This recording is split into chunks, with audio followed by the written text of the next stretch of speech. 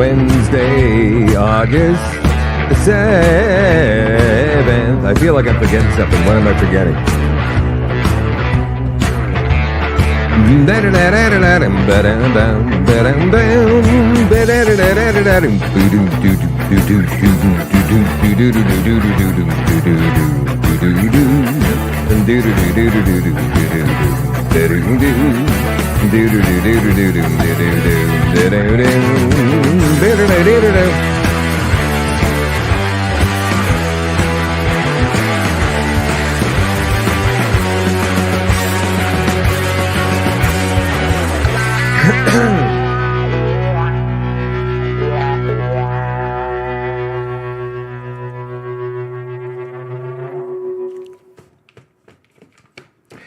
Good evening, everybody, and welcome to Shadow at Night. This is Wednesday, August the 7th, 2024. On the show tonight, Winnipeg community leader Ken Lee, longtime businessman, 10-year CFO with the Progressive Conservative Party of Manitoba, joins the show. He has been digging into this Winnipeg 2050 plan for the past few weeks now, ever since he first heard of it, and that wasn't long ago. I mean, he was surprised as anybody when this thing first came out and what it entails and where it comes from. There's all these questions that we'll try to answer for you as much as we can anyway tonight on the show. And Ken is unearthing more and more stuff every single day that goes by. We got in touch last week, and we've been keeping in touch about this pretty much daily for the last week or so. So Ken is going to join the show in just a couple of minutes. We're going to talk more about this. Yes, in my opinion, this is a 15-minute city plan, and it could be coming soon to a city or municipality near you. So you might want to start looking for something like this. Now, the interesting thing about these particular plans is that they're called something different in every different municipality. There's over 400 of them. 400 municipalities across the country that are involved in this. We'll try and get Maggie Hope Braun on in the next couple of nights to discuss more about this, how you can recognize if this is in fact going on in your city and what you can do about it. The show, as always, is brought to you by Canada Nano Silver, CanadaNanoSilver.ca online. All kinds of fantastic products, including the facial serum, the immune gummies, the naked bandage, the Nano Silver gel pump, the Nano Silver liquid, the Nano Silver natural sinus relief, the Recover muscle cream, that's a brand new product, the Silver lozenges in case you've got allergies or a cold or some kind of a sore throat, the Silver moisture sprayer and the spray, obviously, skin cream in multiple scents and scentless, the tooth gel, the toothpaste that comes in so many different flavors, including bubbleberry for the kids, and of course the winter mint toothpaste. All of these products available at CanadaNanoSilver.ca. Again, that is CanadaNanoSilver.ca for a retail location near you, and there are over 30 and growing all across the country. Check out the retail locations tab that can be found in the upper right-hand corner of the screen. And if you would like to become a retailer of these awesome products yourself, make a little bit of sheesh on the side, you get a hold of Kevin and Anna through the contact tab at CanadaNanoSilver.ca. Again, that is CanadaNanoSilver.ca. All right, here is the plan. Well, this is the board of directors, actually, the Winnipeg Metropolitan Region Board of Directors. We're going to get into all of this in just a second. Let's bring on Ken Lee. He is a longtime, very well-respected businessman in the city of Winnipeg. He is an advocate for truth and transparency. And Ken, you've been following this, I guess, ever since it first came out. Can you explain how you came across this in the first place? Yeah, I received an email, and there was an attachment to it, which had a link to the Plan 2050, and so I clicked on it, and then I came onto this 144-page document, and I started reading it, and I'm going, well, what is this, and where did it come from? And so, after about an hour sort of paging through this thing, I finally started to look for some clues in the body of this document, and I started going backwards to try to figure out, okay, so how did it get this far, this quick, and where did it originate? So the first thing it talked about was an amendment to the Planning Act, And that's where I started. So I went back to there, and I've been digging ever since then. So this is the Provincial Planning Act. Let me ask you, when you first saw this and you were actually able to leaf through it, and as you say, it's a very long document. I've got 159 pages here, but that's with all of the pictures. And they do make it so that you kind of fall asleep halfway through. I think it's designed that way. Did your blood run cold when you read this? Initially, when I got to, you get through the first part, which is kind of like a real happy sort of pictures of the river and different things. And then I read our objectives align with the UN, the 2030 UN agenda for sustainable development goals. And I went, whoa, what the heck is that doing in the document for Winnipeggers? Like, why are they talking about the UN in like the first 4 pages of this document? And that was the first thing that hit me, that I better start figuring this out, because we all know what the sustainable development triggers. So based on the UN website, you know exactly what this means, which is 15-minute cities, being your freedoms being taken away, your vehicles being gas fueled. And the other thing that hit me almost immediately was the discussion on climate change.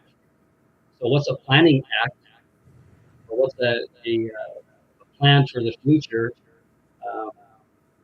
for land use and transportation needs?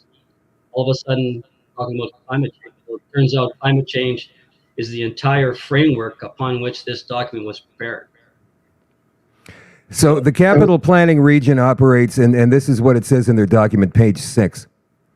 Operates as the Winnipeg Metropolitan Region. The regional planning bylaw applies to the WMR, again, that's the Winnipeg Metropolitan Region member municipalities, including the City of Winnipeg, Selkirk, Niverville, Stonewall, Village of Donatar. I'm not sure if I'm saying that properly.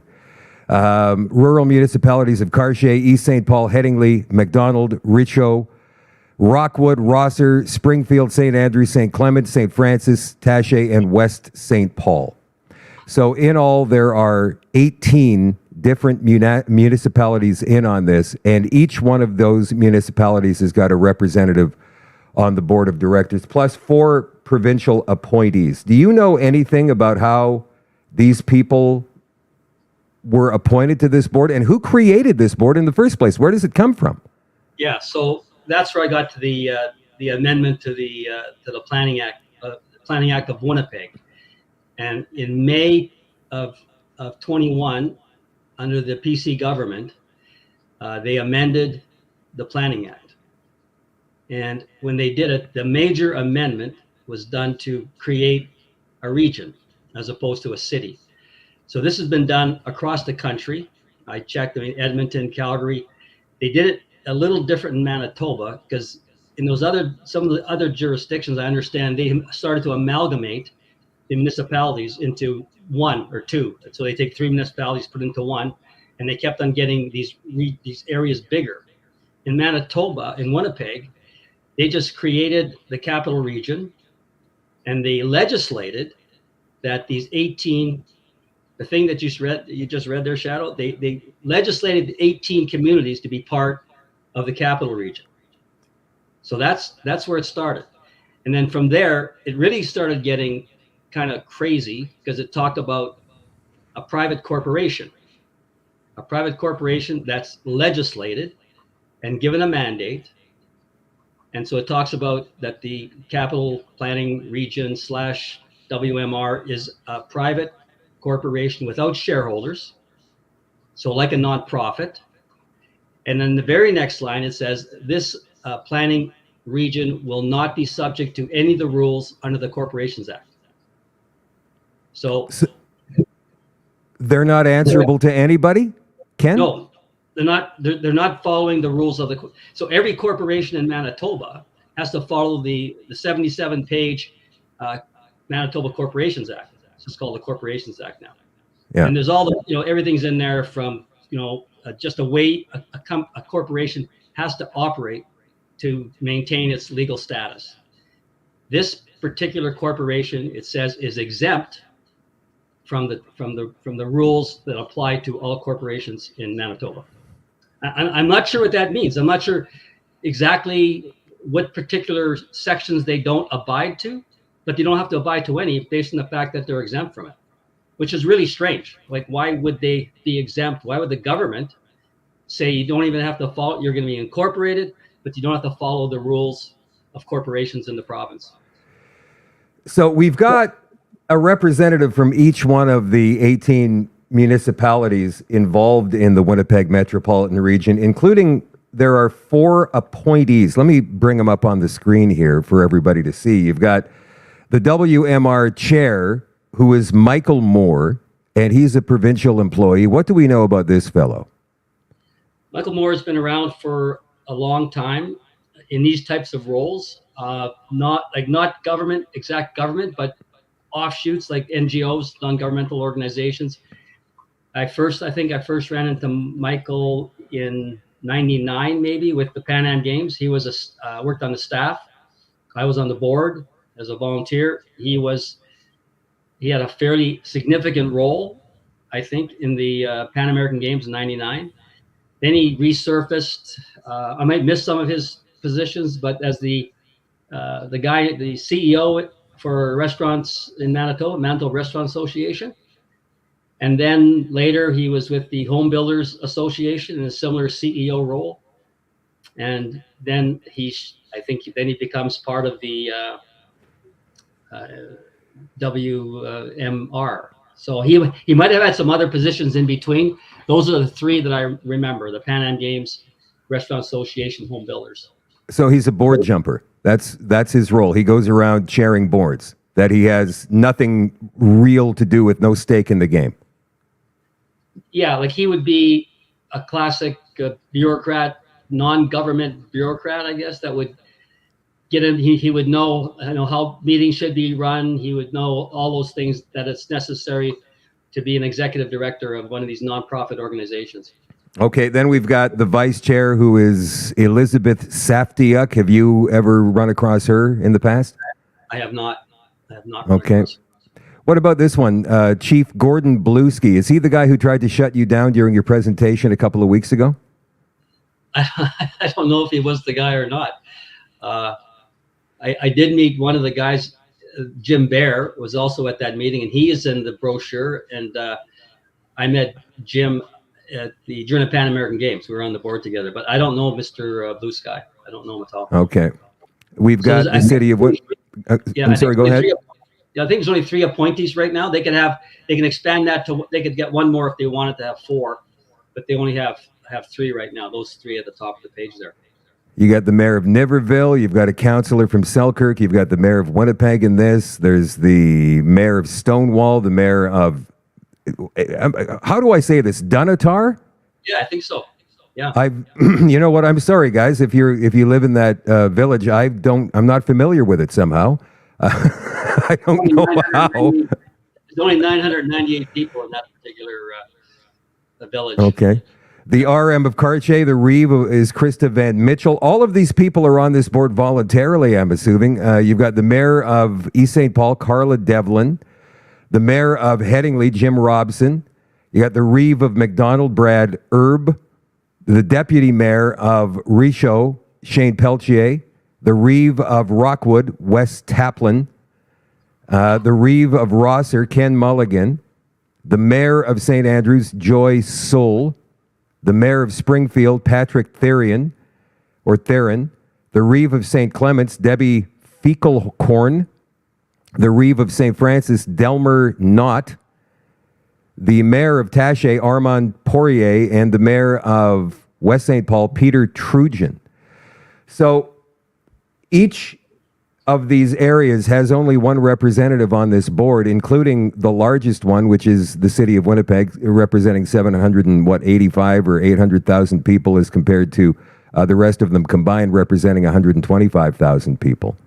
Yeah, you were telling me something, Ken, about these board members who are also council members in their own districts, being told to not talk about this with any members of their community, not even other councillors. What have you found out about that? Well, it's actually in their rules they're printed. There's a set of bylaws that the WMR has when they became active in April of 2023. They have a set of bylaws that they put in place that should actually just reflect the rules that were given to, or not the rules, I guess the rules that were given to them through the legislation when they amended the Planning Act, but they added a couple extra things to there that I was sorting out today. And so these individuals were appointed by their own councils. So their councils would have picked one person from their council to sit on this as a board, as a director, and they would be normally it looks like it's almost all mayors. So the mayors all did it. I think there's one or two councillors, but they're mostly the mayors picked themselves, I guess, to sit on this committee. So this has been discussed at the council level in all of these municipalities. Do you know, or is it still a hush-hush thing? I think it's a hush-hush thing. We've been able to talk to or approach a few of the different counselors that people have known that I've come across, and they said, "Well, I know that guy, so we'll go talk to them, ask them what's going on." They all say the same thing: we do not know what's going on at those board meetings.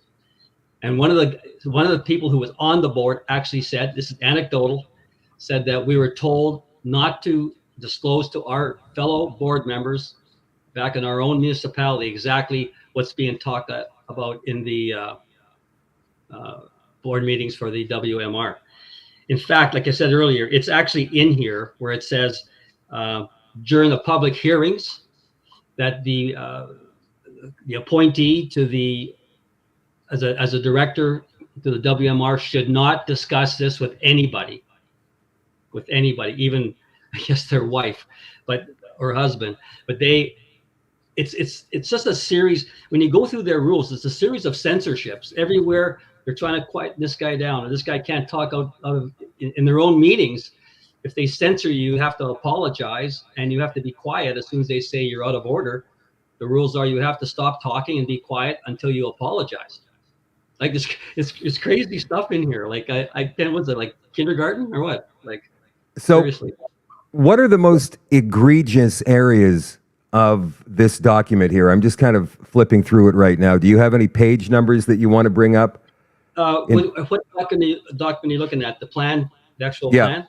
I've got the data here. It's the Winnipeg Metro Region.ca data plan. I think you need to start. If I was going to start discussing this with somebody, I would start with the Planning Act, because that's where they develop all their power and authority. So once you have this background from the amendments to the Planning Act, then everything that's in the plan, oh yeah, I can see they can do that because they were given this right through the province. Right. So the first egregious thing, of course, to me was the fact that it was a private corporation. Like, where in the world you get a situation where you have a private corporation of a group of appointed people, not elected to be on that particular position as a board member? Do we know who exactly appointed these people to this board? Was it Wab Canoe? Was it Brian Pallister? Because you pointed out earlier that this was under Pallister's watch. This was initiated under Pallister's regime. Yeah, I think initially it was, but the thing never got passed until after Heather took over. So Heather Stephenson was the premier at the time it got actually passed. And I think if you look in the document, it talks about the founding members. They're all gone. So I'm going to assume, I'll just make this assumption. I could be wrong. I'm not sure. But I think the appointees that were there under Pallister probably were replaced once the election happened. I'm just guessing at that. But there's 3 or 4 people listed. And I think the executive director wants to thank executive director wants to thank the previous members of the board for all their work in getting the thing started. But whose work? I mean, who created this thing in the first place? The province. Who did? The province.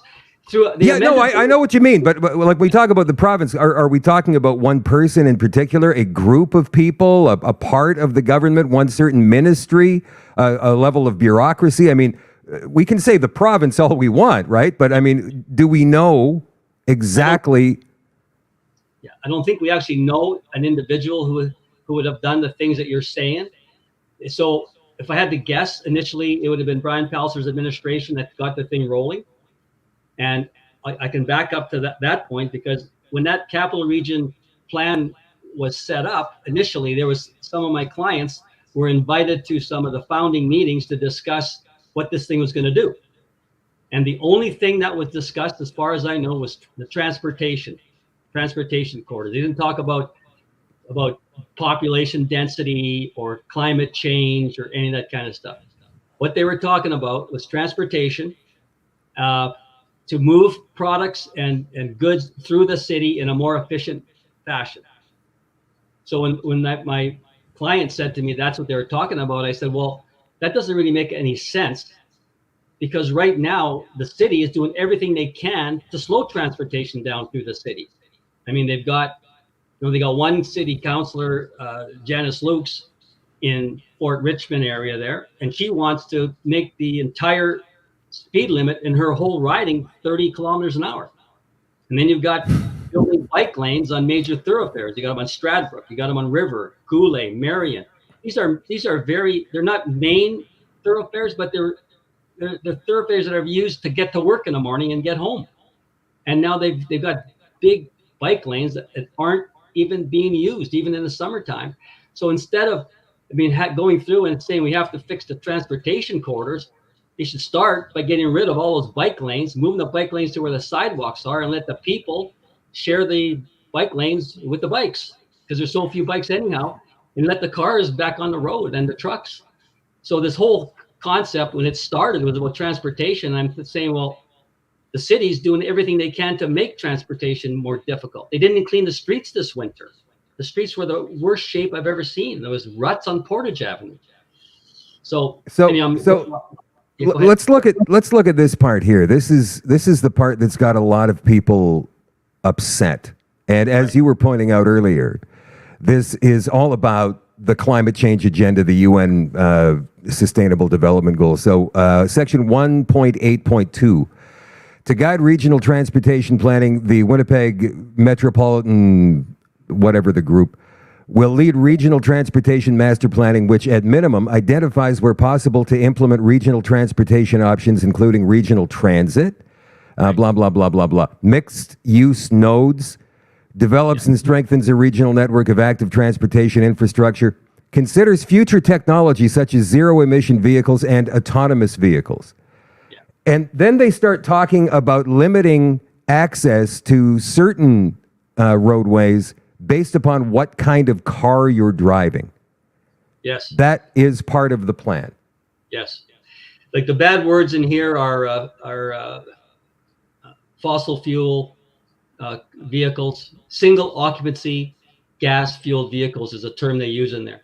Now the other, and you said this thing is cumbersome to read, they actually have a 3-page glossary in order to understand all the new words they made up. There's a ton of new words that I've never heard of. I had to flip to them. There's a thing called green lands and brown lands, and there's single occupancy homes. They want to get rid of those. Those are a bad thing because of the population density. So this thing, the transportation thing, the critical things there are the mixed use modes of transportation. 50% of all your transportation modes will be walking and bikes. It's called active transportation, 50%. And then the rest will be shared unless you have an electric vehicle or one of the lucky few to have a gas fueled vehicle. And as we all know, that's going to go down real well in this part of the world when it's January, February, December, when it's minus 35 for 3 straight weeks. And then we get a break and it goes up to minus 30. Yeah. They don't, I don't think whoever, okay, when you asked before, where did this thing get started? It was actually written by a city planner from Calgary. He's probably the same guy that wrote the plans for Edmonton and Calgary as well. So obviously, when I read this thing the first time, I'm going, if this was written by somebody from Manitoba, he would have been considering the minus 30 and minus 35, which is the first thing you and I think about, to ride a bike in minus 35 on icy roads. That doesn't seem to be even a possibility in this document. They don't mention it. They don't mention the temperatures in December, January, February. Well, I'm thinking So, that the person that wrote this would have been from Florida, because it still gets pretty cold in Alberta, not for as long, and maybe yeah, not as cold in Alberta, but it's still cold enough that got they it. don't have people riding bikes in January. I'll tell you that. Unless you see those people with the big rubber tires on their bikes, wearing the goggles and the mask and all that. I mean, I think those people are morons, but I mean, that's only my opinion. I think a lot of people agree. Yeah. I'm looking for this area because I put it up on a Facebook post today. So I put a Facebook post up today, Yeah. and it was getting shared like crazy. And people were telling me that they couldn't share it. Facebook was taking it down because it went Right. against community standards. And I was trying to figure out what community standards did we breach here? I have absolutely no clue what they're even talking about. It's just censorship, Shadow. I think that's what it is. But I have here something from our friend Christine Ronseray down in the southern part of the province. And she tells me that this document she sent me, and this may be part of the joining amendment. She says it's on page 101 of the document itself, the PDF here, the Winnipeg Metro Region Plan. Okay. She says, transition period conformity. Plan 2050 will be effective immediately once adopted by the Winnipeg Metropolitan Region Board of Directors. As per the Planning Act, which is what you were referencing earlier, municipalities and planning districts will update their development plan bylaws, secondary plan bylaws, and zoning bylaws to conform to this Plan 2050 within 3 years of the date when Plan 2050 comes into force. On or after the day Plan 2050 is adopted, municipalities will not approve or give conditional approval to a subdivision or any other development that is inconsistent with Plan 2050. Consulting with WMR on proposed changes to development plan bylaws, secondary plan bylaw, and zoning bylaw. So, in other words, every one of these municipalities has to consult with this board before they can approve anything. And then enforcement, if they don't, municipalities and planning districts will administer and enforce local bylaws and plans under the Planning Act. Again, if the WMR Board of Directors determines that a member municipality is proposing to take or has taken an action that conflicts or is inconsistent with the regional plan, the WMR Board of Directors may, by written notice, require the action in question be stopped within the time set out in the notice. If the municipality fails or refuses to comply, the WMR Board of Directors may apply to the Court of King's Bench for an injunction or other order, which may apply at the discretion of the court, be granted or refused. What? It's insane. So basically, the 17, well, I guess the 18 municipalities will not have any jurisdiction or authority to change bylaws or to make a change or a variance that doesn't fit the regional plan. So I'm not sure why you need counselors any longer. What else are they going to do? Like, they're not, like, when you look at their minutes of their meetings, they're talking about, somebody in an infraction on this bylaw or that bylaw, or some guy wants to get a variance to put a garage on his property. That's what they deal with. And all of a sudden, the rules are no longer made by them. They're made by the regional group. And something that applies in the city of Winnipeg would not necessarily apply in Selkirk or in Springfield or McDonald. So like, if I was a counselor and I'm reading this, I'm going, so why are we joining this group? We're giving up all our authority. We're like useless here. To support greenhouse gas mitigation and advanced low carbon transportation options, the Winnipeg Metropolitan Region will pursue strategies and options that identify potential zero emission vehicle charging refueling corridors and identify opportunities to install and align supporting infrastructure. So what have we got in this act, Ken, that talks about gas vehicles being restricted for travel on the highways and byways in this area? Yeah, it's spread out a little bit. It's not all in one spot. I picked it up in different areas of the document, but basically, single occupancy vehicles like your regular car, and that's as compared to a shared transportation, what do they call it, mobility or some kind of crazy terminology for it. But a bus versus a car. Bus good, car bad. If it's electric, good anywhere. But if it's gas fueled, we have too many vehicles, gas fueled vehicles, and that's what's causing the climate change. In the transportation plan by the city, which was put out the same day, a different document, it's confusing. They have a big pie chart, and the pie chart shows 37% of carbon dioxide emission that comes from cars. And then it's got trucks, 24%, and then other things. So the city of Winnipeg has said 37, that's the worst. It's the biggest angle, the biggest chunk of the pie is vehicles. So obviously they're bad, got to get rid of them. And I'm not sure where I read this, but it said that their goal was to get rid of 60% of gas fueled vehicles. I don't know if I read that somewhere or in this document or somewhere else, but that would be one of the UN sort of goals that would be attempting to achieve.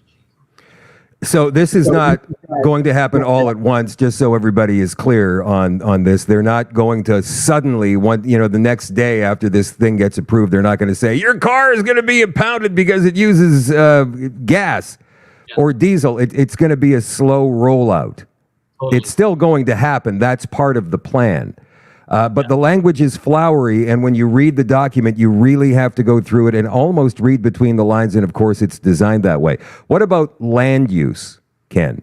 When we talk about land use, you were talking about your own personal property and me the other day. I thought that was a great example. Yeah. So the land use thing is based on population density. So they have targets, and all that in this document, if you spend a lot of time on the pictures, on all the maps and things, you get a lot more information, a lot more detail.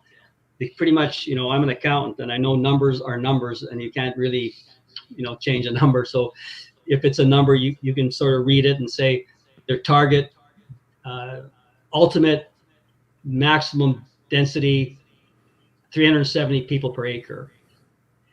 And 250 people per acre in other zones is acceptable. But one person per acre is not acceptable. So I worked out some numbers on that, like what's the current situation in Manitoba. There's 160 million acres in our province. And of that total, we have 1.3 to 1.4 million people. So right now, each person has about 114 acres each.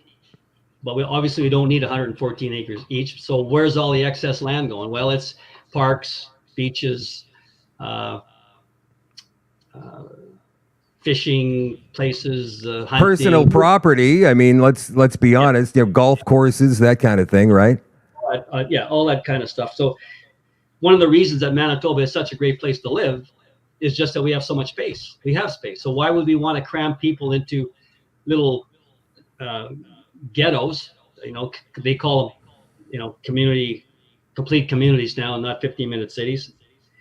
Right. Why would you do that? People don't want to live. People like their yard. They like to go sit and have a barbecue or they cut in their grass and enjoying a little garden and things like that outside. Well, this does not fit into the plan. This is a waste of space. People should be occupying it. I mean, they go as far as to suggest that if you live in your house by yourself, like I do, you would have to bring people to live with you. I'm not sure who gets designated to come and live with me, but I don't want anybody here. That's why I'm kind of happy living here by myself. But that's it's in there. That's part of this plan, is to increase the density. So that is the craziest part of this thing. And this also is going to affect the people in the rural areas, in the rural municipalities. They're going to have different density. And I think a lot of the individual councils are fighting with this. Should a lot be 1 acre or 2 acres? Well, they're talking about if you have 1 acre, you can have like 250 people on it if it's properly populated. So let me ask you, this document, the wording of it, does it talk about existing structures and lands, or is this exclusive to new developments? there's lots of infill. There has to be infill in this type of plan. And I don't know if you remember this, but maybe a year ago or so, when Gillingham announced that he jumped over all the normal processes, and he passed a ordinance or a bylaw where they would allow 4-story apartments on all the major thoroughfares. And the councillors were extremely upset because they didn't go through the proper channels. It just got put in. And so immediately that was put in. Now, if you want to build a 4-story, so what's happening, these developers, small developers, would go get 3 or 4 houses or 4 houses together, buy them all up, and then put in an application to put a 4-story walk-up in on one of these spots. And a lot went up in the north end, I'm aware of, and probably if you drive through St. Boniface and some other areas, you'll also see these 4 small apartment blocks just popping up. You don't have to wait a year and a half to go through planning, because it's all been pre-approved by a magical wave of a wand by the mayor. So what about land expropriation? Is there any talk about expropriation here? Yeah. So in the Planning Act, it talks about the powers that are given to them from the province. So they have the first part of the discussion on power and authority. It says that they have the right to buy, sell, lease, mortgage, real property, which is land and building. And then in the next sentence, it says personal property. Well, when you go look at the definition of personal property, it's all other property that's not real property. So that means everything. Cars, it can be any property that's not a house, any equipment. And this nonprofit organization will be able to buy, sell, lease, build on, like they have every power that an individual would have.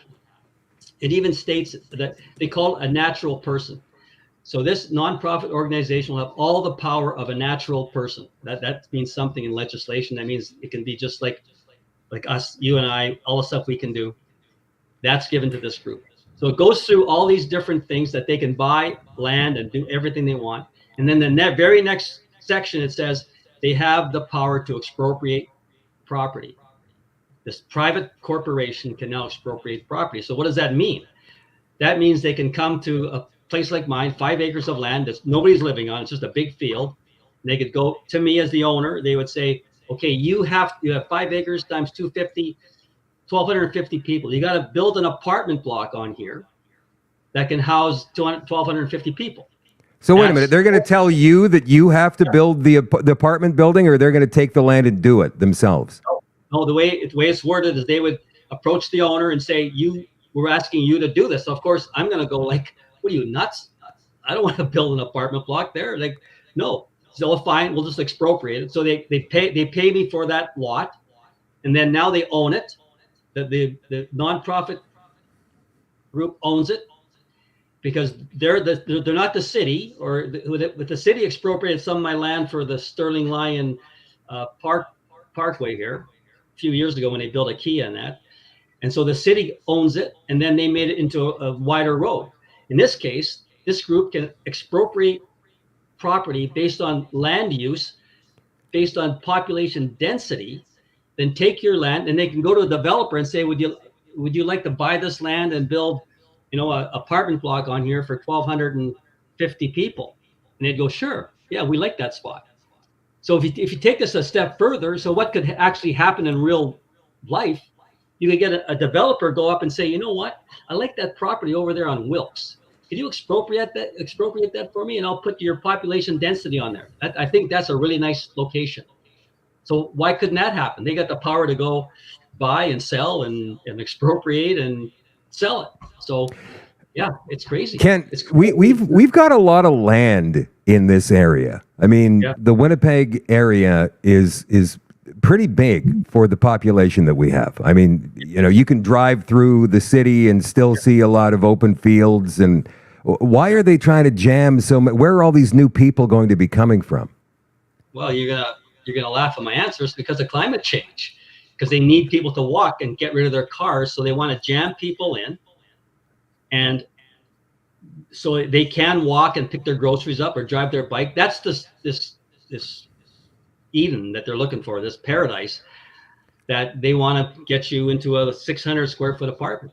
See, they get in. The other thing that's interesting, when you talk about land use and density, they get into this discussion about they want to create affordable housing. You hear it all the time. But how can you have affordable housing when construction prices have gone up by 30% since COVID? Plus, you've got a situation where the interest rates are as high as they've been in probably 20 years. So you got high interest rates, means high mortgage payments. You've got higher construction costs. Affordable housing, they define it to say 32% of your wage can go to housing.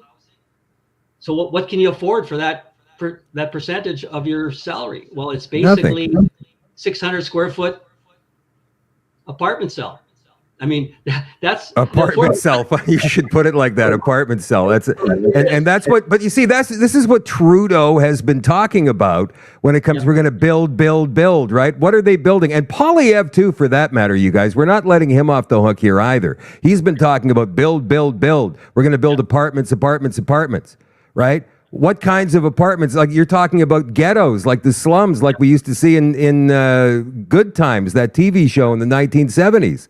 Where they all lived in those identical apartment buildings. You're talking about the projects. Shadow. The projects. That's what this is.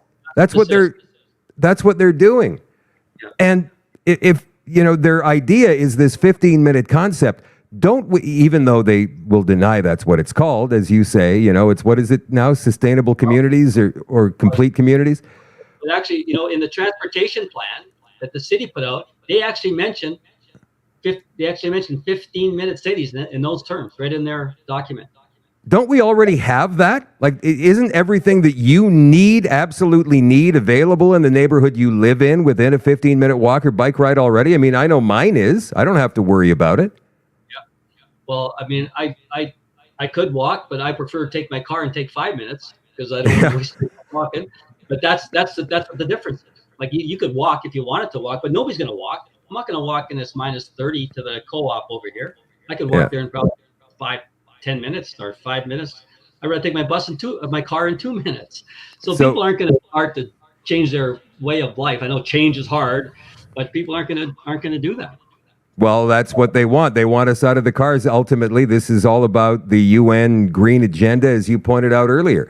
What about the farmers? And there's a lot of farmers in this area, this Winnipeg regional, Winnipeg. So they're talking about shortening the growing season as well. You read that, right?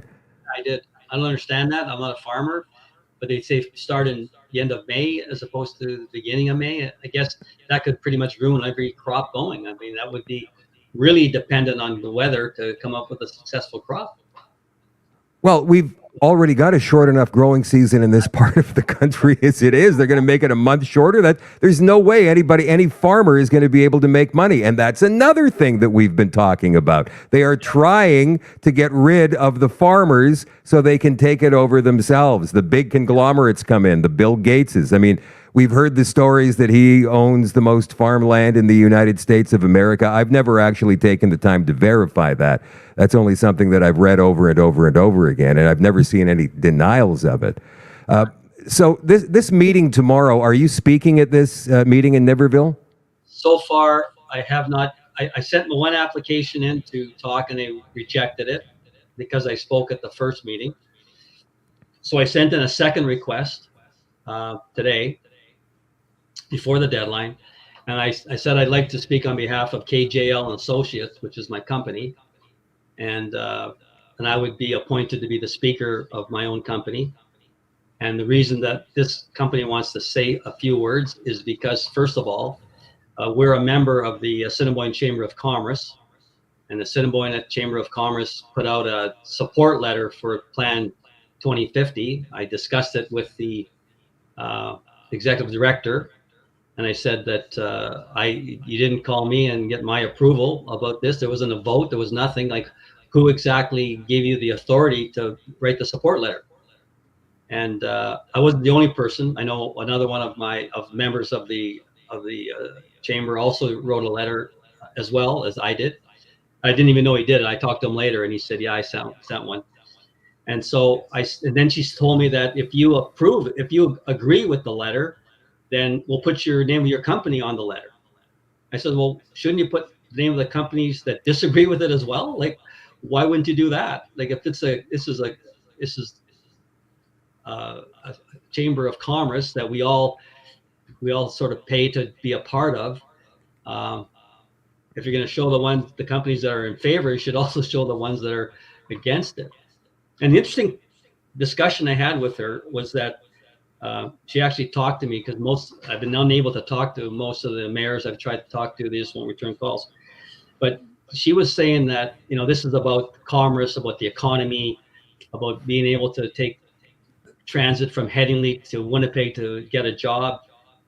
And I said, but what about the families of the people that are members of the chamber? Because this is going to damage the family life. Like, kids that have soccer, they have to walk to soccer, or I'm not sure how that works. If they haven't got a car, how do they go, as a family to a movie? Or how do they do all these things? So aside from the economy of this, shouldn't the chamber also be concerned about the families of the people who are members? Because they're all going to be affected by this plan if it goes through. So that's one reason why I want to talk. The other one is that all my clients, I got lots of rural clients, I got lots of farmers.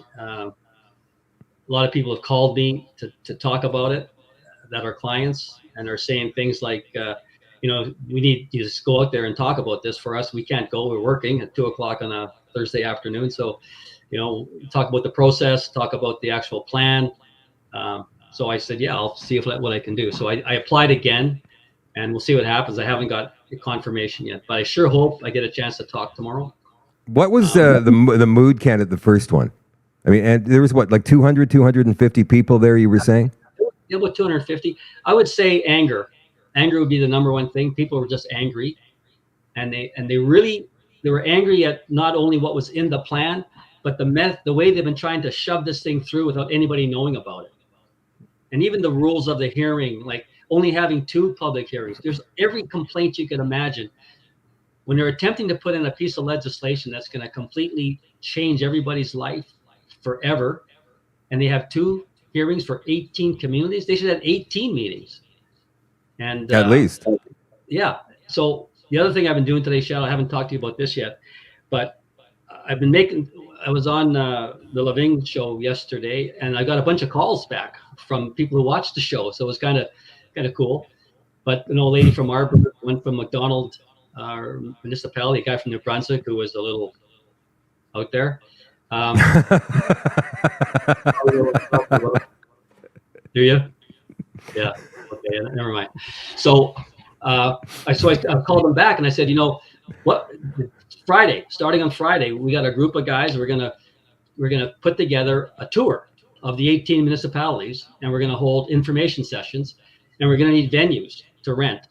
So I talked to people from McDonald, from Arbor.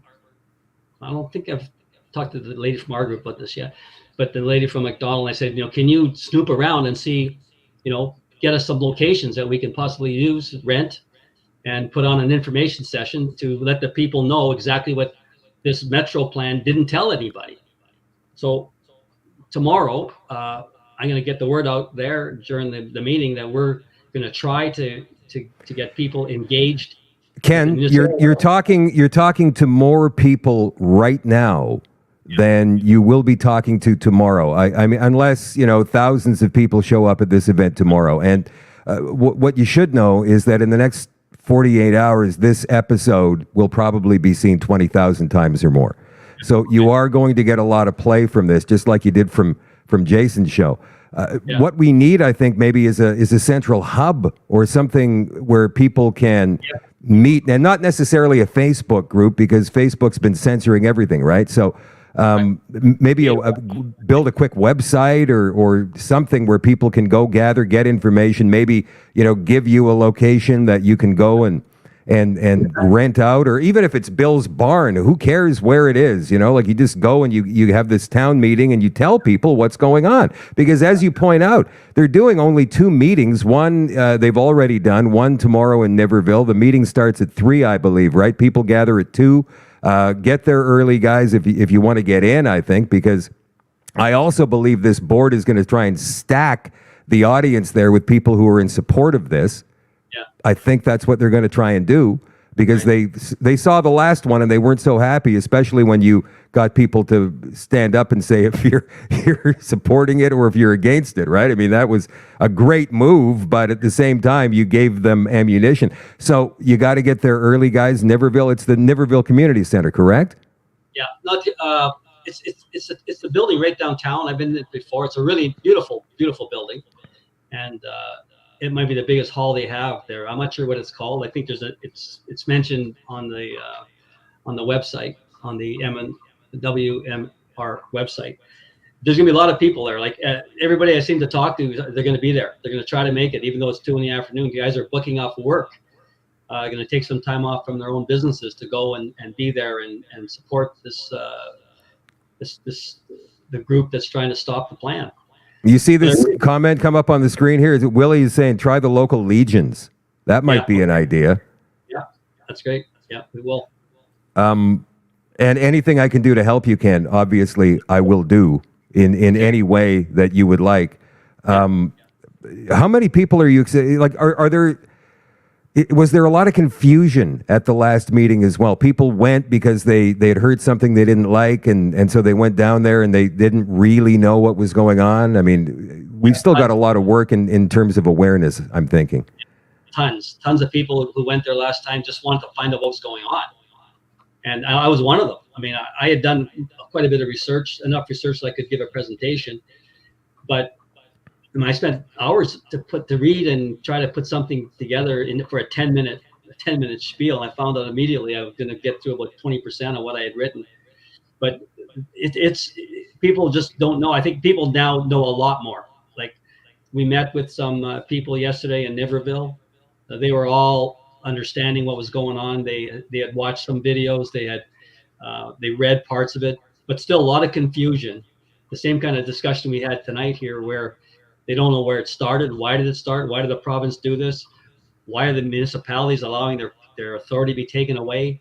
There's so many obvious holes in this plan that make no sense, that people just can't come to grips with it. It's hard even for me to understand how any municipality would sign up. I mean, it's legislated, I get that, but just walk away and say, you know, unless we can contact our constituents and let them know what you're up to, we really can't be part of this. So we'll just vacate our spot on the board, and you're on your own. So 2 other things. There's just before I just want to finish this. There's 2 other things that I found out today, and it was in the bylaws of the WMR. And what it is that the quorum for any meeting is 51% of the people in attendance. So of the total board. So if there's 22 members of the board or 23 members, a quorum would be 12. That's right. It says in the section on quorum. In the section on voting, it says that every director gets 1 vote. However, the total of all the votes, the population of the total of the votes in favor of a resolution has to exceed 50%. Well, that means that the city of Winnipeg has 86% of the population. So that means that every single thing that passes will pass by virtue of the fact that Scott Gillingham votes for it. 1 guy versus 17 guys, all with 1 vote. But Scott's votes are worth worth over 50%. Therefore, it goes through. And whatever he decides he wants, it goes through. And that's the other reason I can't understand why guys would have went along with it, because they're giving up their authority and they know that whatever the city wants, the city's going to get. And when I talked to Maggie about that, she said, you know, when they put these kind of situations in before, all these municipalities say, hey, great, we're gonna get lower prices on fire engines, we're gonna get lower prices, we're gonna get all the buying power of the city of Winnipeg, but they get no money because they start to create these communities where people want to move out. They shut down their wells, whatever they do. So it works to actually shrink the region if the thing is allowed to play out. And so these guys that are voting to stick around on this thing, they're just actually shooting themselves in the foot because their community is going to be gone eventually. Then I'm not fear mongering. No, I know you're not fear mongering, but I'm just wondering if enough of these smaller communities, and you say there's 18 of them, Yeah. if they pull out, regardless of the quorum, like a quorum would be more than half. So let's say they need 10 out of the 18. But if we can get 9 of them to pull out, they haven't got a quorum. They can't have a vote. They haven't got a legal quorum. Yeah. We just need 9. And I already know that 2 of these municipalities are not in favor of this, one of them being West St. Paul. Have you heard the same thing? I heard 3. I heard Selkirk, West St. Paul, and Headingley. The 3 I heard. I tried to call the mayor of Headingley, but he probably was on the gag order, so he never called me back. But I'd love to talk to him and find out, why you against it, just to find out what his reasoning. I think both West St. Paul and Headingley are against the population density. They don't want to have higher density than they have right now. The attractiveness of Headingley, there's lots of land out there, big lots. People have nice big yards. Taxes are lower. I mean, it's a great place to go settle. Like Headingley, and it's close enough to the city.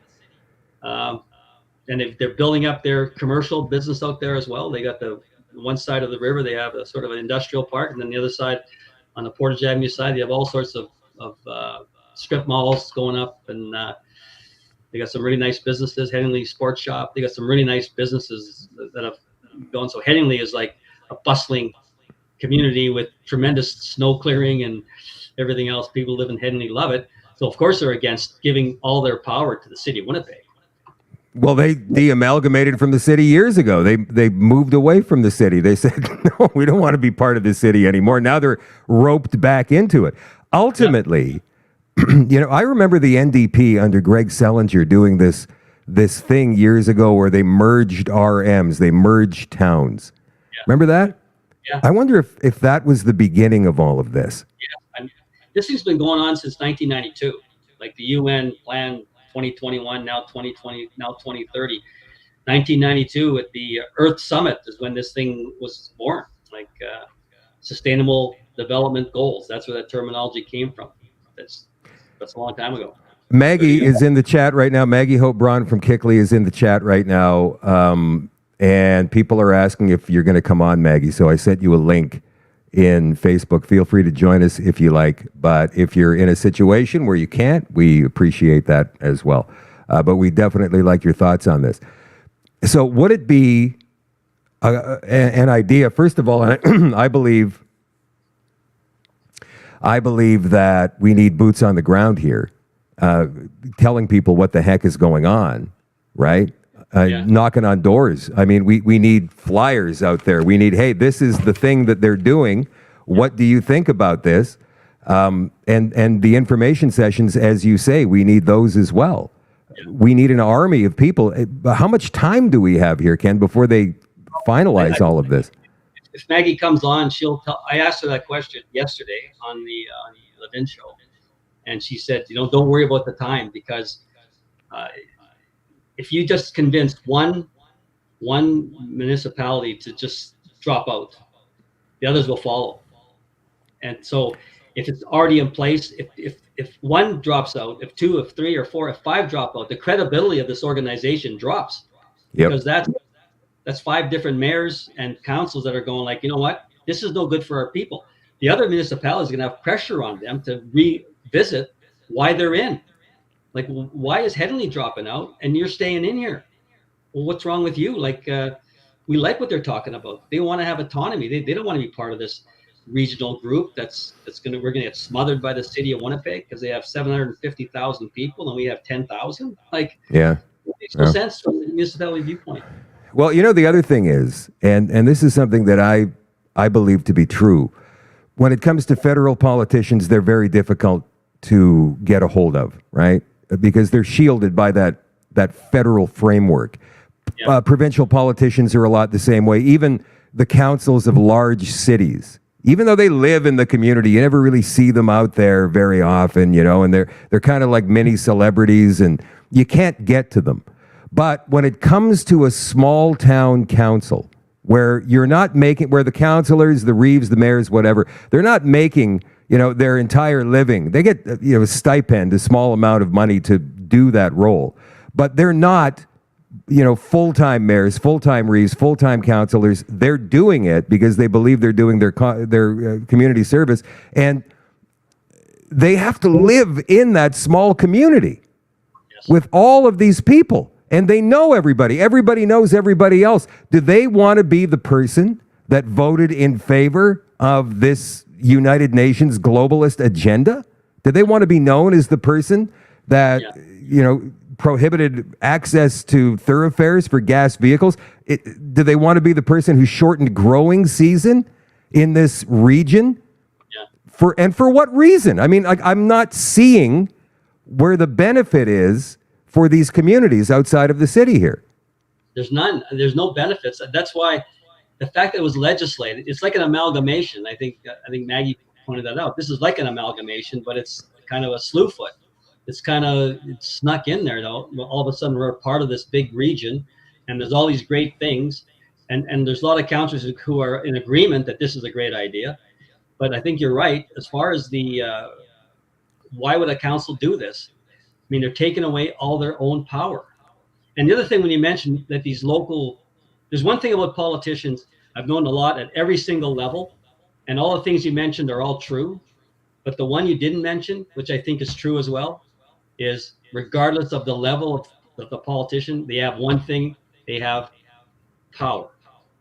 Power. I mean, I talked to one seasoned politician, and I said to him, like, why did you quit your job? Like, you've taken a huge cut in pay, and to do this, to be a politician. And he said, and it shocked me when he said, you're right, this is a huge cut in my pay, but he says, there's something about having power. He was a cabinet minister. Something about having power. And I think that is maybe even on the smallest level, that idea that you have some power and authority that you might not have in your regular life, that now all of a sudden you have it. Which is I believe why when the NDP get in power, these guys that have been part of a union, mostly teachers, whatever, they've never had a position of power. All of a sudden they have this power, and that's why you end up getting bad governance when they're in their employ. Plus their ideology doesn't help, but they all of a sudden have power, and they just use it because it's fun. It's fun to have power and use it, right? So it's fun to have power and abuse it. Yeah. Not necessarily use it. So there's a lot of people, from what I gathered today from the social media posting that I put out there, who think that tomorrow this meeting in Niverville is going to be the be-all, end-all. It's going to decide what happens.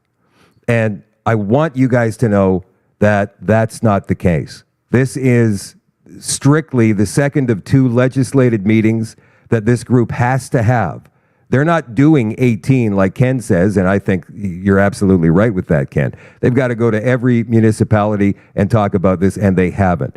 They're bringing this in under the cover of darkness, meaning it's the short Manitoba summer and everybody is out there trying to enjoy themselves because it's so short, right? And people aren't thinking about this stuff right now, and they know that.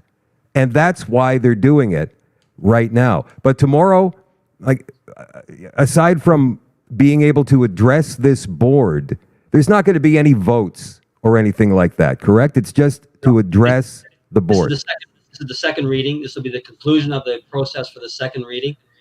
And so out of this, the process, if you look through the Planning Act and you look through their own bylaws, so the process after the second reading is that they look at all the applications that were put in.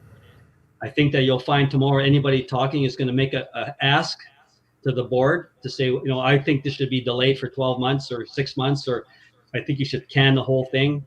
I think you should start over. You get all sorts of people making recommendations to them. That was on the advice of one of the guys from the Manitoba Stronger Together group. So I think that's a great idea. But I think the power in tomorrow's meeting is this.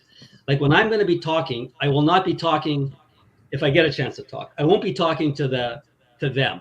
I'll be talking to the audience. I'll be talking to the people who are there that want to get rid of the plant. That's who I will be addressing. So what I hope the other speakers do the same thing, and not go after the board, because I think you're absolutely right. They are not going to waver from their plan. Gillingham has the only vote they need. So if he's on board, the other 17 don't matter. So the only way we can defeat this, I think, is by getting the grassroots, getting the constituents to step forward and put some pressure on their regional councillors. So I think what we can achieve tomorrow would be an ability to get people engaged, get people out in their own groups in all 18 areas, and start putting pressure on their local politician. I think that's all we can hope for here. Ken, look who got jumped on the show here. It's Maggie Hope Braun Kickley. Hey, you looking great, Maggie. Yeah. Thank you. How are you? Thank you. So you guys had a conversation yesterday. Maggie, how up to date are you on this situation? Because I know that you've got all kinds of things going on in all kinds of areas of the country. Well, I'm trying to just review all the documents in between the other work that I'm doing. So I was able to read the official plan today, at least skim through it. What jumped out to me was the environmental section. Of course, I always, recommend going and looking at the environmental section, because that is obviously where a lot of these sustainable development goals are coming in. It's kind of the portal, the gateway for it all. Ken, you mentioned earlier what I had said on the Levine show, that, don't worry too much. We can always pull it out at the root when we get organized enough. But, when you see that environmental section, and it's essentially an outline of the Partners for Climate Protection program and their data collection, and just really solidifying all of their goals into an official plan like that, then it really does get hard to back them out of it. We could withdraw them from the program, but it's in their official plan at that point. So it makes it a bit harder. So I would definitely kick up a fuss about that and point to the origin of those mandates that they're trying to put into the official plan around the environment. And great suggestions tonight. I like the idea of the website, and going to the 18 different municipalities and having town halls. I would definitely recommend having a petition, having a really good, clear idea of what it is that, we can't just go in there and say, we don't like the whole thing, throw it all up, It doesn't quite work like that. But if we can focus in, like we did in Duro-Dummer, on their official plan and say, there's 3 problems with this plan. Well, maybe we listed a few more. And I could almost think of what the problems would be for that official plan that I would go for, a lack of public consultation, the fact that it was done by the staff, essentially, or this corporation, and not the elected officials who are the ones who are supposed to be coming up with these plans and policies. So those ones, I would look at how they're limiting the use of rural properties and the severances there, potentially the land use, and so much more. So, and then of course the environmental climate change stuff. So I would come up with some specific things to put into a petition and start gathering signatures, and that does make a difference. Even doing would it be worthwhile to encourage people to email their councillors and their reeves and their mayors and tell them that they're completely in disagreement with this? And the other thing too is, I think what we have at these meetings, when you are talking to officials, we do have to maintain a certain level of decorum. I know that, Maggie, you're a big proponent of more flies with honey than with vinegar.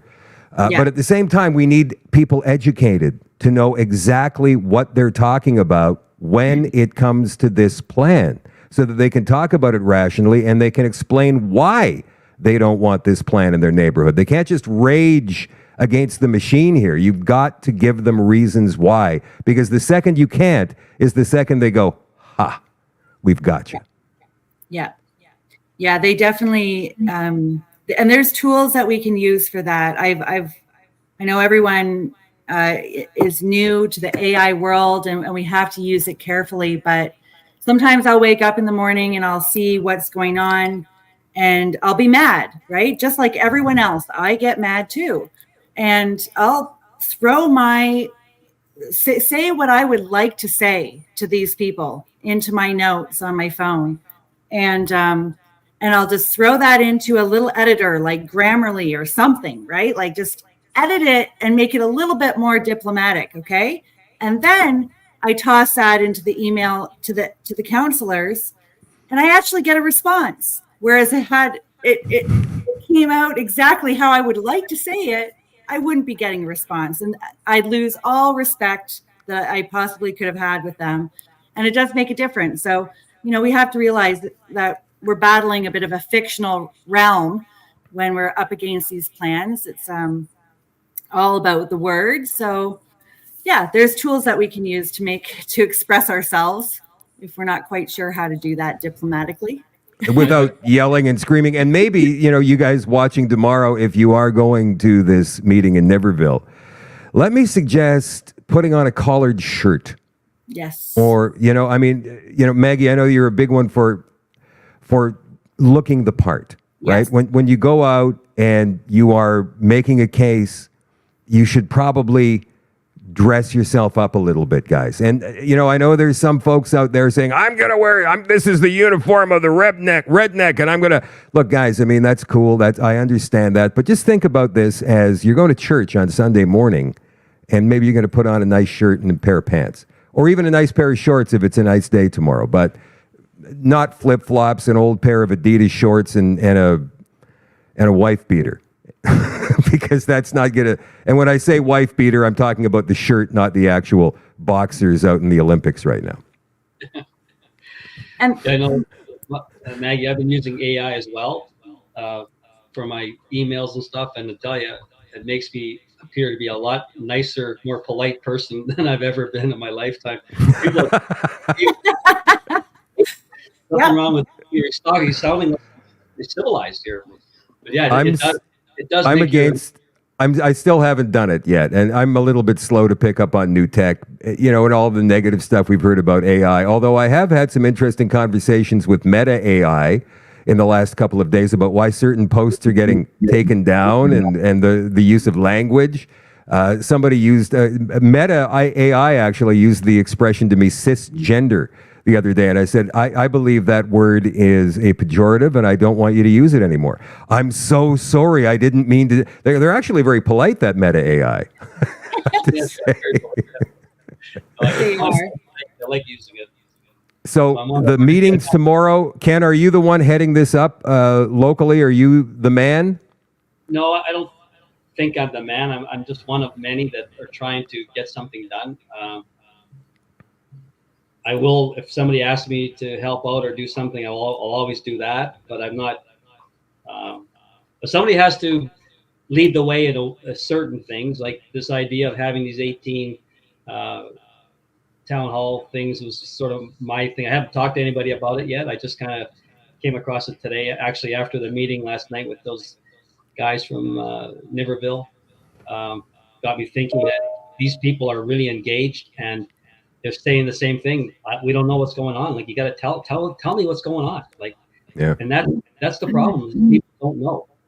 So we have to get a way of getting that information. The other thing today, I got a call from a local newspaper from Stonewall called the Express or something, that they want to interview me. So they haven't called yet, but that'd be a good way of getting the message out to the rural areas, because I think it covers Stonewall and areas around Stonewall and more than one constituency or more than one municipality.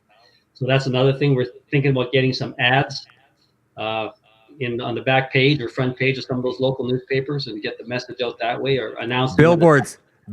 Do billboards. Like the guy tried to do billboards in Toronto and they shut him down, so he's taking him to the court now. That was about something different altogether. Maggie, how important is it because there's a lot of disparate groups in this area, just like everywhere else. You've got, freedom people here, freedom people there, and they've been fighting and they don't get along and they call each other names and this person did this and this person did that. How important is it now with something like this coming right down the pipe for all of those groups to put that stuff aside and come together? It's going to be the natural outcome is the groups will come together and that is what I recommend we do is we start with a small group. So we have Ken's going to find a couple people to get together and have meetings with and people like myself and you that kind of come along and support and guide and create that campaign of awareness and those foundational concerns. And what will eventually happen is the groups will come together and they will battle this similar enemy because it's on their doorstep, right? And it's similar in British Columbia. I've been working with that group, and I think it's going to be the same in every province. We have 20 to 50 different groups and organizations working in a province, and something like this comes in, and they all see it as an important, really important to get involved with because they know how important it is to address this at the local level now, I think, which is a great thing for our country to finally realize that we do have a voice and it's really at that local level we can make a difference. And it's definitely already bringing the groups together. So I just hope and pray that in Winnipeg, that will be the result there. And I think you're probably already seeing it. People from the different groups are showing up and they're getting together. They have a new enemy now, right? My enemy's enemy is my friend. Ken, have you seen this merging of the minds? Because I know that you've been involved in this almost since the beginning. Yeah, I never understood why people with similar backgrounds or similar feelings are fighting each other. And I think it boils down to ego at some point in time. And I think I've already seen it in this movement here, some egos that are getting in the way of things, getting in the way of getting together, because you have to get together, you have to collaborate. You can't be duplicating the other's work. If somebody's prepared to do something, let them do it. They don't have to oversee it or try to change it. But the other thing that Shadow mentions is about people going and getting a little bit over the top at the meetings, because all that's going to happen is that they're going to tag everybody with the same brush, right? They're going to say you're all the same, you're all a bunch of wackos and whatever. Right-wing extremists, knuckle draggers, white nationalists, all of that. Yeah. Right? Yeah. So when I spoke first time, I wore a jacket and a nice shirt and kind of looked like an accountant for a change, and did my thing. And the guys were looking, what are you dressed like that for? It's a funeral. What else? What else will I dress like this? But you just want to look like you're not a right-wing wild whatever, although I am, but I want to look like one. Is there anything we've forgotten to mention so far tonight at all? Anything? I don't think so. There's so much in here. You could talk about these things. Oh, there's one thing. When I was talking about all the power that this private corporation had about acquiring land and expropriating the land and then maybe selling it off and making a profit or whatever. The other power they have is they have the power to charge fees for services rendered. So like a municipality can charge you, $50 for a permit to build a garage. Well, this group, this private corporation, is legislated to be able to charge fees. So I thought that was kind of interesting. So these councillors that are in these various municipalities are going to cede their invoicing rights to this private company in their municipality. So again, I found that to be rather. Here's something else that I just ran across in this Winnipeg Metro region spreadsheet here. Data collection and sharing. Yeah. Establish standards, methods, protocols for data collection, storage, and delivery using internationally recognized ISO developed tools as a model. They're going to be merging all of our data together in one hub. all of it. I Digital don't ID. think I like that too much. Yeah, Digital so ID. that's kind of that's the thing that what I've been writing about this week and going into is, you know, these programs that you're going to see in your environmental section of that official plan. You know, it's all about data collection, and you know that data collection is being done by organizations like ICLEI. That's who's doing it. Those are the, you know, that's the international companies that are doing this. And who is ICLEI funded by? It's funded by Google and BlackRock and Vanguard and Fidelity. And what are they doing? They're definitely, well, Google's definitely data harvesting for international companies, private companies, and Vanguard and BlackRock are into land acquisition. So that's who we're giving our data to. Wow. And how can we expect that that's not going to translate into policy suggestions that will have to, that will potentially negatively affect our land, right? So ever since we signed up for this in 1992 and started these programs in 1994, that's when the housing crisis started in Canada. Mid-90s, housing crisis started. 30 years later, it's an absolute crisis at this point. And I like what you said earlier, Ken. You know, in Manitoba, technically you each should have 140 acres each. Yeah. Right? Why are we cramming them into the urban area? You know, this is something that I mentioned to Ken earlier. We kind of glossed over it a little bit when I asked Ken, where are these people going to be coming from? When you look at the population growth statistics in this area, just in the last year, I mean, we know that Winnipeg is a slow growing city. It's been growing maybe, you know, from census to census, it goes up 50,000 people, right? So every year, 10,000 people. This past year, 40,000 plus new Winnipeggers suddenly appeared. And I'm wondering if they're planning on keeping that up, regardless who's in power in the federal government. And maybe that's why they're doing this whole density thing in the first place, because they're expecting way more people in a very short period of time. You know, I looked through their population projections in the Plan 2050. And if you look at that page, it shows the population growth by age group. So it showed 0 to 19, then it showed 19 to 70 or something, or 60 to 60 plus. So the 0 to 19 growth for the next 25 years for Manitoba and Winnipeg is flat. So that means there's going to be no growth on people having babies in Manitoba. Not predicting it, flat, completely flat. And then the next group, at the end, it kind of goes up towards the end of the time to 2050, and then way up. So the question I had, and I didn't get a chance to ask or present this at the last hearing, was, so really the only growth we're going to have in the province of Manitoba for the next 25 years is immigration. So if that's the case, and we have a housing shortage, and we have, you know, we need to create these small living units because of this growth. How about this? Stop immigration. How about that? That gets rid of all the problems, because the only growth that they're showing, it's not going to be families from Manitoba having babies, because that's flat. That on their number, it doesn't go anywhere. And it's not interprovincial migration either, because Manitoba is always a net loser with that every single year. Yeah. Right? If people go to a new province, they're generally going to Alberta, British Columbia. They're not coming to Manitoba. So then where are these people coming from? Out of country. Who's coming?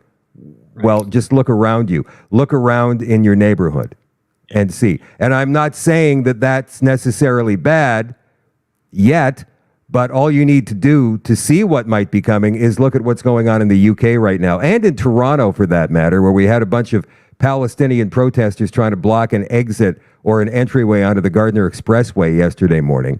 And there's more jostling today. I've got some video I'm going to play in the extension coming up in just a few minutes. I want to thank you both for coming on tonight, and I want to keep this dialogue going because I believe it's very important. Maggie, what other areas of the country are going through this very same thing right now, at least that you know of? Oh, it's happening fast. It's happening everywhere. Obviously, everyone knows about Edmonton, Calgary, now Winnipeg. It just seems to be one after the other is experiencing this, 15-minute city upgrades, plans, official plans. And I think we just might be noticing it more in this last little year, which I think is a good thing. I think it's a good thing that people are paying attention because this has been going on for a long time. If you look at that official plan, it gives you a history. This isn't the first thing that passed along this trajectory, right? So, and they call it something different in every city too, right? Yeah, absolutely. So it makes it tougher to track it down is what we were talking about a little bit earlier before you joined. Yeah, I like this new one. Complete community. That's new. What other, if you can remember, what are some of the other names that you've heard in your work so far? Oh, well, the 15-minute city. Everyone knows that one. Smart City, maybe. Is that in there? City. Smart City. There's about 8 names, Shadow. I saw a list of them one day. There's about 8 of them. And they're all kind of takeoffs on the complete community or smart Same city. thing. One of them. Yeah. All right, guys. So go ahead, Ken. Yeah, we're getting close to the end here, but I do want to remind everybody that Niverville tomorrow at 3:00. The meeting starts at 3, and this meeting could be going on for hours. I mean, the last meeting was 5 hours long. Am I right? That's correct. Okay, guys. So bring a lunch or make sure that you've got something to snack on, or drinks or whatever, because I'm not so sure they're going to be providing anything like that in the meeting. Maggie, I want to thank you for coming on at last minute notice like this and giving us your wisdom. We always appreciate it. And I do want to get you on one night very soon to talk about this whole big thing as it's affecting the entire country, maybe in the next few days. But I know that you've been trying to grab some time off also in the past month, and it's been tough. This is not meant to happen, I guess. So we'll see. Okay. We'll see you guys again soon. Thank you for coming on tonight. Really appreciate it. You too. Thanks, everyone. All right. There's Maggie, Hope Braun, Ken Lee. We are fighting against the 15-minute city, you guys, and I want to thank you for being here tonight. Really appreciate it. Don't forget, Niverville tomorrow. The meeting starts at 3:00, but registration to speak starts at 2:00. We hear that is full up already. At least pre-registration. They may have some spots for you available to talk tomorrow. The length that you get is 10 minutes. So if you do want to talk at this meeting tomorrow, make sure that you know what you're going to say. Keep it to 10 minutes or less. And there's a great quote that I'm going to bring up now from a movie called Planes, Trains, and Automobiles. You may have seen it before. Steve Martin is talking to John Candy, and he says, "Oh, by the way, the next time you're telling a story, have a point. It makes it so much more interesting for the listener." Have a point, you guys. You can't just come out and speak at this thing tomorrow rambling, angry, because that is not going to work. We need a uniform front. We need a professional front. We need a concerned, possibly little bit of anger in the presentations, but not over the top yelling, screaming, face painting, freedom, honk, honk, and all of that stuff, right? Save that for the Bush parties. I mean, those are fun too. But tomorrow, it's all business. Thank you for joining the show tonight. Much appreciated. Love you all. Appreciate you all. It's brought to you, as always, by Canada Nano Silver. CanadaNanoSilver.ca for those of you who are all access members at shadowdavis.com. I will catch you there in a couple of minutes. If you're not a member, go and become one right now. It's not very expensive. I've got some interesting stuff coming out tonight regarding the Justice Center for Constitutional Freedoms. Also, a little bit more information about Kamala Harris's VP pick. Of course, we know he is the governor of the state of Minnesota. His name is Tim Walz. But did you know that he is a Marxist?